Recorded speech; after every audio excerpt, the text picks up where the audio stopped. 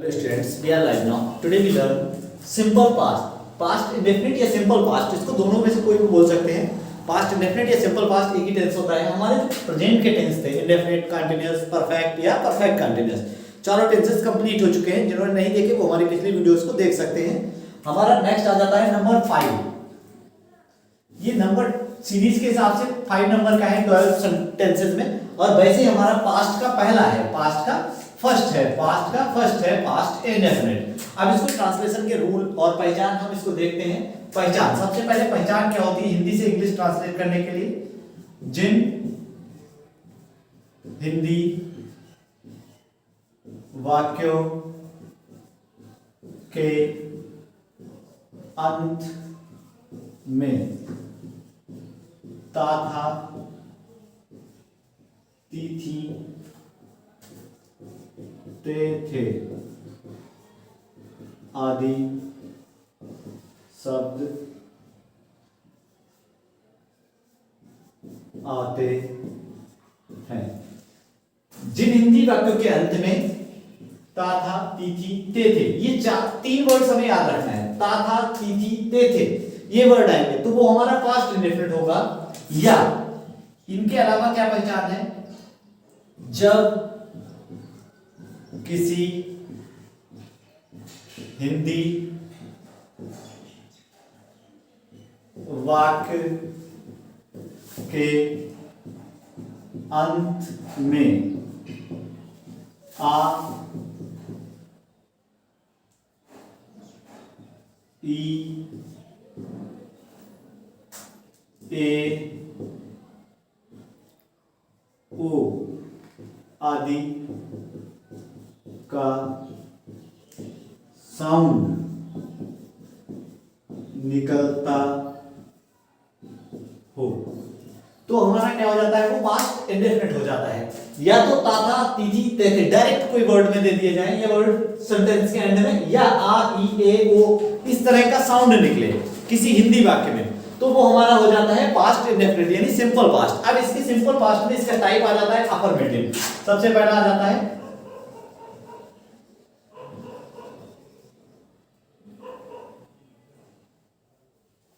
Affirmative.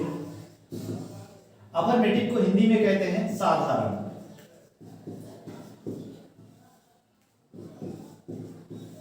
साधारण इसका कुछ रूल होता है. साधारण को बनाने का क्या रूल है हम देखते हैं. रूल क्या है, नंबर 1 सभी के साथ. सभी का मतलब यहां पर है चाहे सिंगुलर हो या प्लूरल हो, दोनों के साथ हम क्या लाएंगे, एमबी यानी मेन वर्ब यानी मुख्य क्रिया जो काम हो रहा है वाक्य में की सेकेंड फॉर्म. एमबी की सेकेंड फॉर्म यानी जो मेन वर्ब है सभी के साथ, चाहे वो सिंगुलर हो सब्जेक्ट या प्लूरल हो, सभी के साथ एमबी की सेकेंड फॉर्म यानी मेन वर्ब की सेकेंड फॉर्म का यूज करते हैं. इसका फार्मूला आ जाता है. फार्मूला देखते हैं. सबसे पहले सब्जेक्ट यानी जो करता है वाक्य में, उसके बाद कोई भी हो, उसके बाद आ जाता है सीधे एमबी की सेकेंड फॉर्म, चाहे वो सिंगुलर हो या प्लूरल हो, सभी के साथ सेकेंड फॉर्म का यूज करना है. प्लस ऑब्जेक्ट ले आते हैं, जो हमारा काम किया जा रहा है वो हमारा ऑब्जेक्ट हो जाता है, कर्म हो जाता है. इसके एग्जांपल से समझते हैं. एज जैसे नंबर 1 है वह स्कूल जाता था. तो यहां सिंपली हमें पता लग रहा था जाता था, तो ता था तिथि ते थे ये तो इजीली पहचान सकते हैं हमको. और ये क्या बन जाएगा, वह स्कूल जाता था तो वह की क्या हो जाती है, ही. बॉयज की बात कर रहे हैं तो ही. अब क्या काम हो रहा है, जाता था, जाने की हो जाती है हमारी गो, और गो की सेकेंड फॉर्म हो जाती है वैन. वैन टू कहां जाता था, स्कूल. ऑब्जेक्ट हो गया हमारा school. He went to school. इस तरह से हमारा कंप्लीट हो जाता है. एक इस तरह से हम देख लेते हैं नेक्स्ट टाइप का सेंटेंस. तुमने खाना खाया, तुमने खाना खाया, आ का साउंड निकल रहा। जब आ, ई, ए, ओ या कोई भी ऐसे इस तरह का साउंड नहीं निकलेगा, आदि ऐसे साउंड आवाज निकले, ध्वनि निकले लास्ट में, तो हम उसको क्या बनाते हैं, पास्ट इंडेफिनिट में बनाते हैं, यानी सिंपल पास्ट में बनाते हैं। तो इसका क्या हो जाएगा, यू। यू प्लूरल है, फिर भी हम इसे प्लूरल सिंगुलर के साथ क्या रूल है हमारा, एमबी की सेकंड फॉर्म, अफर्मेटिव में सब में एमबी की सेकंड फॉर्म लानी है मेन वर्ब की। तो क्या हो रहा है, खाना खाना, ईट का एट हो जाता है, at the food, at the food, you at the food. इसको नोट डाउन कर लें ताकि हम इसका नेगेटिव पार्ट और इंटरोगेटिव पार्ट से जो बचा है देख सकें। अब हमारा नेक्स्ट पार्ट आ जाता है इसका नेगेटिव। पास्ट नेगेटिव में क्या है, इसमें हमारी हेल्पिंग वर्ब सहायक क्रिया एच भी आती है और क्या आ जाती है, डिड। इसका रूल क्या है, रूल नंबर 1, सभी के साथ, सभी के साथ डिड, यानी डिड सभी के साथ सिंगुलर हो या प्लूरल हो, सभी के साथ डिड का यूज करते हैं सहायक क्रिया के रूप में। नंबर 2 आ जाता है एमबी, यानी मेन वर्ब जो है, मेन वर्ब मुख्य क्रिया की फर्स्ट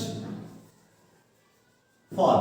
पहले हमारा सेकंड फॉर्म आता था जब सिंपल का अफर्मेटिव था, यानी पास्ट सिंपल जो है, पास्ट इंडेफिनिट है, उसका जो अफर्मेटिव पार्ट होते थे साधारण वाक्य, उसमें हमारा क्या आता था, एमबी की सेकंड फॉर्म, यानी मेन वर्ब की सेकंड फॉर्म का यूज करते थे, एचबी नहीं होती थी वहां।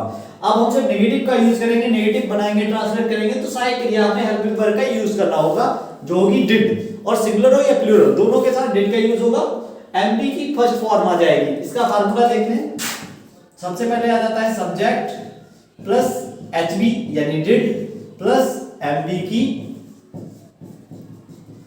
फर्स्ट फॉर्म, एमबी की फर्स्ट फॉर्म प्लस ऑब्जेक्ट, ये हमारा फार्मूला हो जाता है। इसके एग्जांपल से समझते चलते हैं। एज जैसे वह स्कूल नहीं गया, वह स्कूल नहीं गया।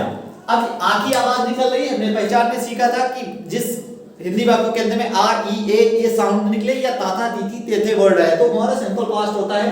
यहां लिखा है गया, वह स्कूल नहीं गया, तो ही हो जाएगा सब्जेक्ट। डिड नॉट, डिड सभी के साथ आना है, चाहे वो सिंगुलर हो या प्लूरल हो। डिड नॉट जाने की गो हो जाएगी, सेकंड फॉर्म नहीं आना है, यहां फर्स्ट फॉर्म आनी according to rule, go to school, वह स्कूल नहीं गया, he did not go to school. Number 2 एक और देख लेते हैं, जैसे लिखा है यू, सॉरी इसको हिंदी से ट्रांसलेट इंग्लिश में ही करें ताकि हम दोनों को कंफर्म होता चले कि इंग्लिश से कैसे पहचानेंगे और हिंदी टू इंग्लिश कैसे ट्रांसलेट करेंगे, पूरा कंप्लीट होता चले। जैसे लिखा है तुम उसे नहीं पढ़ाते थे, तुम उसे नहीं पढ़ाते थे, क्या बनेगा, यू सब्जेक्ट हो गया हमारा और डिड आ जाएगा, एचपी सभी के साथ डिड ही आना है, चाहे सिंगुलर हो या प्लूरल हो। डिड नॉट पढ़ाने की काम हो जाता है टीच, टीच उसे पढ़ाते हो, टीच हिम।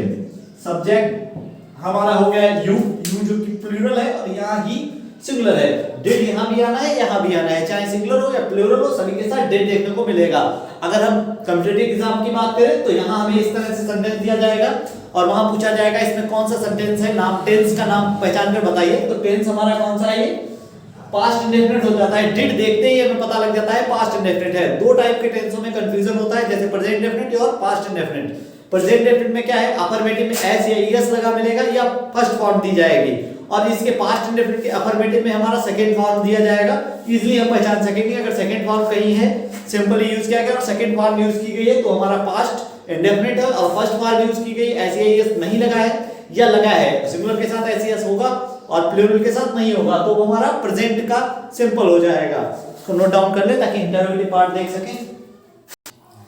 नेक्स्ट आ जाता है हमारा इसका थर्ड टाइप, इंटरोगेटिव। इंटरोगेटिव क्या होता है, प्रश्नवाचक। इसमें कोई रूल नहीं, सेम रूल यूज होता है, सिर्फ फार्मूला थोड़ा चेंज हो जाता है। सबसे पहले QW आ जाता है, कोई क्वेश्चन वर्ड या HB आ जाती है, उसके बाद नेक्स्ट सब्जेक्ट का यूज करते हैं, नेगेटिव है तो नॉट, प्लस MB आ जाता है यानी main verb.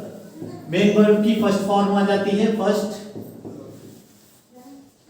Form, plus object आ जाता है साइन ऑफ इंटरोगेशन का यूज करते हैं। अगर क्या से स्टार्ट हो रहा है कहीं पे तो एचबी से बनाएंगे। एज जैसे एग्जांपल से समझते चलते हैं, लिखा है क्या बे बाजार नहीं गए, क्या वे बाजार नहीं गए। तो क्या से जब स्टार्ट हो रहा तो हम एचबी से बनाएंगे, एचबी हमारा डिड हो जाता है। हाँ, अब यहां जब क्या से स्टार्ट होता है तो एचबी से बनाते हैं, एचबी हमारी डिड है। Did they not go, did they not go to market,